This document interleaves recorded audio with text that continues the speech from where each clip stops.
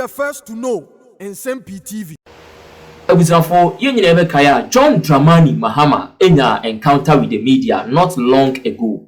Na in fact, in a comment about Kubi, I'll make ye just say agentrini na trendy ewo wiase afana nyina no ne comment about the Galamsey fight na just say and John Dramani Mahama afili oman no. As it stands now, oman no bia nim say John Dramani Mahama is not fighting Galamsey. Nemo ne ni ye ne act bia say he supports the illegal mining the Galamsey no.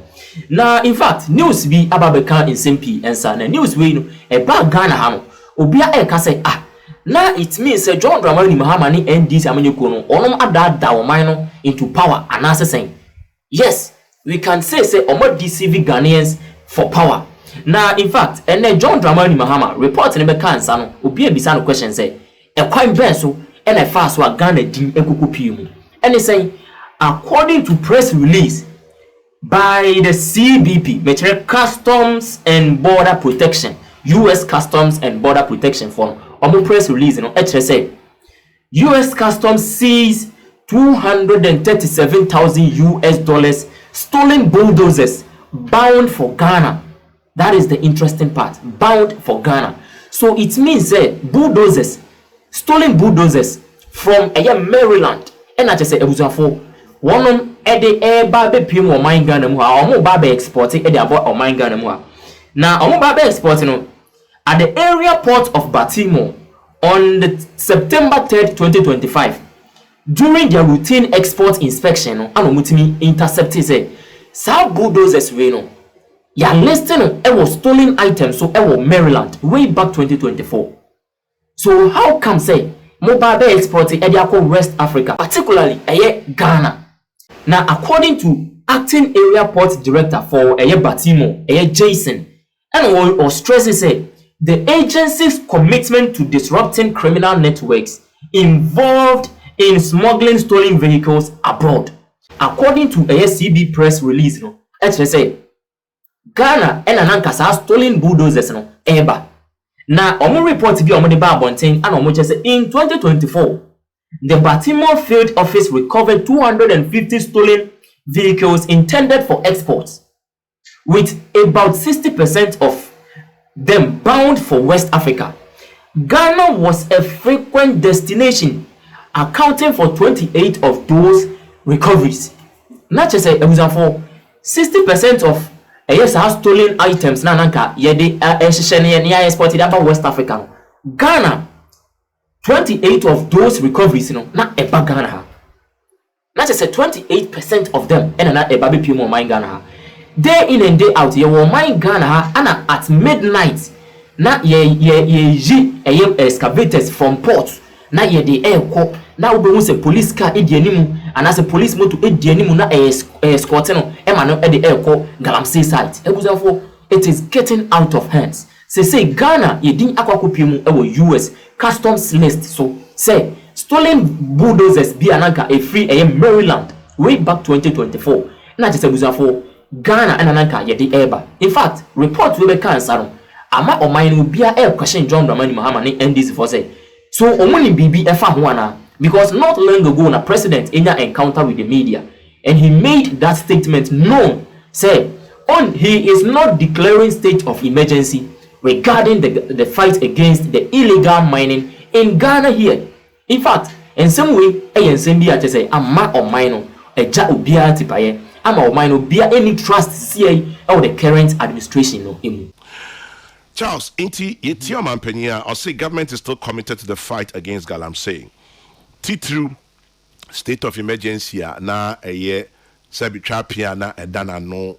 Mra ombe mampanyini amunsem sisi ose yenye nduru ho ehun hia but okan wie no o cheche ne enti a ogidi se ehun hia esan so si tumi e wo oman no ho no ai wo no ankasa ne nsem no omde yeni oma bebre omo chichi nkofo omo ye task force ne keka wa wate in state of emergency ne nkotwere ho ansa but uti a mining coalition form say debi ama UTAG for crisis aside on between universities no bio inti semne ya doso uti e na eto say mining me person me focus on the mining yenya mre and if you abehwe ne aka no me that's yeah Sebi yare a edi mfie bɛyɛ du akyi ntumi mfa na awɔtwe ɛne na awɔtwe mmienu ɛne bosome mmienu ɛnko ɛnsa ɛyɛ nokorɛ sɛ ɛdan a yɛte bi hwɛ ne kakraka yi sɛ ɔka sɛ wobuagu a wobɛtumi abuagu just some few minutes na mmom woka sɛ wosi a ne sie bɛkyɛ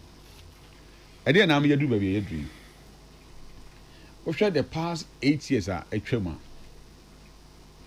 or even more than 8 years atwam a Galamsey ba yɛakyɛ nti yɛhunu yɛwura mills pɛn so na task force started sɛ ɛɛba ofii hɔ yɛwura mahama task force no toa so yɛntimi anko antu aseɛ yɛwura Kufuor baayɛ ɔbɛte different task force a na dwe nyinaa sɛ ɔpɛ sɛ ɔtu aseɛ nti wotie a the first encounter with the media ɔse sɛ mpo sɛ ɔde no akɔnnwa kora bɛto so a wɔde bɛto so na wakɔ tia nneɛma a yɛyɛ a ɛmfa mmara kwan so ɛwɔ fam agudu a yɛtuo mu.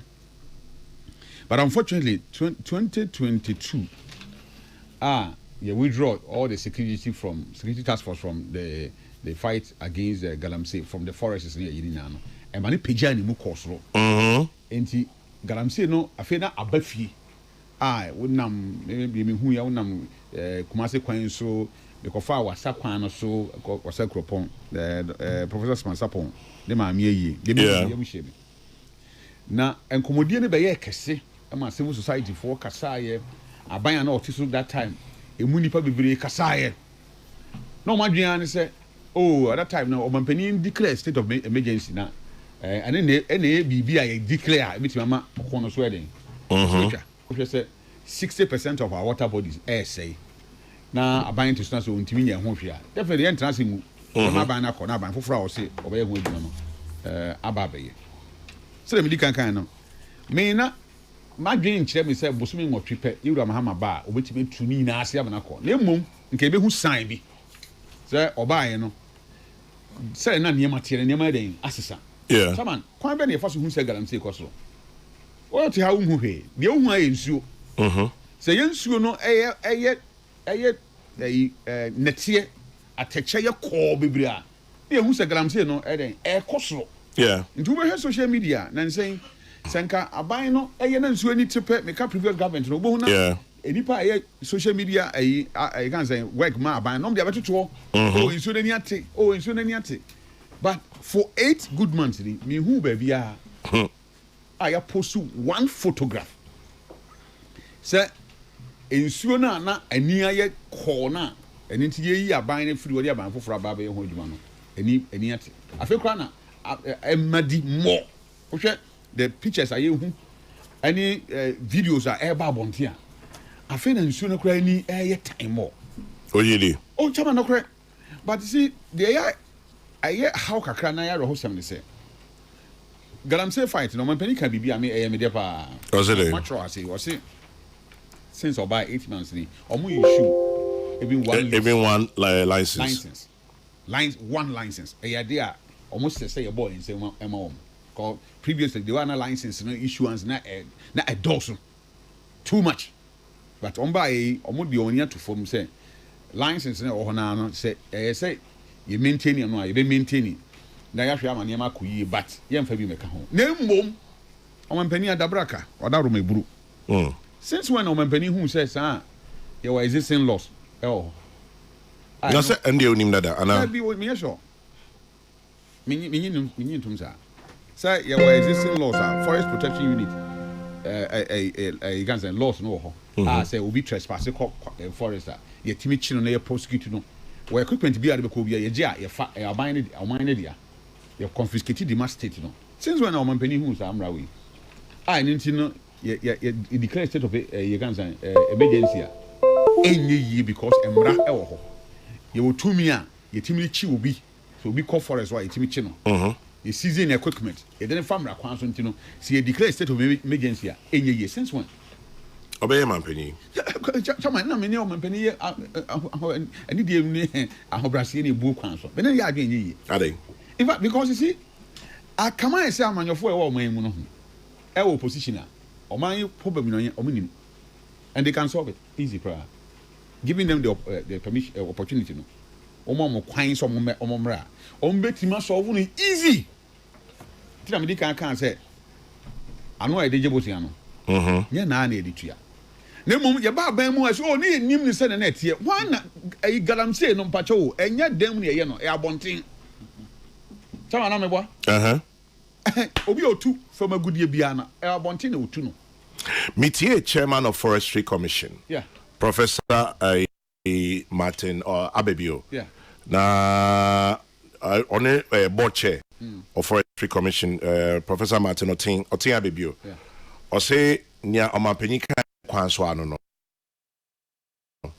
esan mrana onye mampanyi no omo opposition no they didn't have a grasp of the ekoso say da na ekoso ebia no omo hu ni full grasp of the ekoso say da na ekoso ebia no omo hu ni nyina yie but say ya omo abenya tumi no afre no mo hu sene ade ne tie enti ojidi se ne kwanso ano why don't make the dance here or the unimu ade a unimu asem when na odi ho dance here ade ti the unimu asem unimu no ye ka untimi for no ntom bi say professor kansa me ne ntimi nya adwen me nua kwadwo dankwa no the time na mo ka galamsey ho asem no but na mo nim dia na information be na mo na ka ho asem which information be ndia me ka say galamsey no ye ne ye nkuro mu ye nkuro ase ye ne mountain so enye book ma de ya ka say bi aban ne di sie ye because me ka say me na ma yamfore dunkwa ekọ wasa kropon me hu sie ye galamsey no kwan ho efie nti won hia so obi be tworo dia be tworo na chama o fa che bi kwan a o hu say ye kwadwo fridge ai osino na bai but so brim kwadwo na o hia say ye be kwa tworo obuku man so o hu say brim ai ko inti ye ka say no mu nim the state na e wo ho dia any solution na no more prefer solution no on what basis solution na o say declare state of emergency by the president himself or can once and say he declare the state of emergency the current minister or yeah Amakufibua okay be Mati the education minister kind and Mati foreign minister senior government officials communications minister a communication minister any party communicators and obia some okay na say declare no man pani be kan kire yen say o declare state of emergency enye yi na no dey say ye exhaust to all the year wo ho nyina mra wo ho nyina ye wie na say fi say age ensem a anse akwa ko declare na unyi ni say age ensem chairman age ensem ko achenye ne quick one no new license and I'm say for forest reserves no kind oh yes okay specifically for forest reserves for forest reserve enti ya ma to me krata ma obi ase no one can be say is it that off reserve and your forest reserve ni baby I your man lease ana I'm so can say forest reserve okay forest reserve but na me person I mean proving further no because I buy o me hu say licenses are hold na say yasin sign over the 8 years na edoso enti even after elections we sign na abana I etwam enti say sabi si etwamu dia ni yesan de bi ba be ka ho dia na ne ye de bi be ka ho o kwan ben so enti o kan ye no in fact me think so no license no e ma me board president abaso say o mampani we de why ade say de ye ko aye ko no de e ha ye no so ye si enfa bi nka ho bi mu dia o so nwan na e ko adidi no sawan o mo nyamba afi a ye enfa bi nsan ye den enkoka ho ye ko ye ntumi nkon wie na ye san de bi koka ho dia na ke say why ade from your experience a queen ebe ye how chama yenye di because you dey man yourself ni na commitment opa yen kan lokore because sauti professor Tia baby I'm say my pension to kan say nipa bro 4 million and a yes adwumai na nipa 4 million dey obey that adwumai from say chama say sisi e ka say entokwa sabe mentimi ho ase ba Boli area nipa ti wodo so pa ye tim ga so omo do so nti ye hwese ye ka ho asema e be ye din nti ye nya no man kasa mfansie ni na de be din kunim eni kunim sa na boko so den etie crime wo hi ye de 2 minute den esi ano kwan enti mi obi ka chem say ne kon no ye din a enye din o Amanyo 7 year. 8 years of MPP. Nipa na MPP before. And 8 months of NDC. NDC for na Oh, sure. Oh, sure. Oh, of course, man. Now, bet my first second could or bet my first second I could chow. Difficult. Say pa. I watched me soldier DB. The video are now my coach Galamsey for na and all come was them now all lamented. So ya can say by a year the amount who cornam got to say nipa 100 meters away from the river. I guess no and you can say yechino. Nemum or the machine na be see nsuo na no. And or twi nsuo no ekọ bia owo. We are na if you no returning one na senka utwa mana na bia nsuo no kogumu no. Asan aba begu nsuo no even though follow 100 meters. 100 meters a range no pepe. But the oil we tru ho no. But the oil affected adie Chairman, solution here ba kope. And I've said it. Na ma hu say you recall that aka ho asem. You ra Tony Edu so aka the same thing amaka ho asem. But aban enye ready so be. If he say and now you can say obi prove me wrong. All the gold that you talk, majority of them Galamsey. Okay. And Pacho, anonymous contributor, you say Chairman General, the politicians know that a state of emergency in the affected areas will definitely give the security agencies and the task force the required leverage to deal with the threat. But for fear of losing political capital, funding, and the support of the unseen, extremely powerful networks, which will drastically affect their political ambitions, they will not do it. What we need, me state of emergency here. Here, forest protection unit, a wing of the Ghana Armed Forces. Yamom to me say, Monconco bo quiet anything. Asa, your forest, you know. See, a more be license to harvest. Yaman a license to harvest. See, a co operations. Yenim companies doing now, or we juma or a certain range. Quiet way compartment A or B or C. Company win a womb. And he said, a share company near Sheno, ne Mac, I want it, be doing any man. It was a war. A jewel in our way. All lines this way, do in a soldier. And he share will be or soon dieba. Now, if you don't say, document our day, you are not free room by one hour.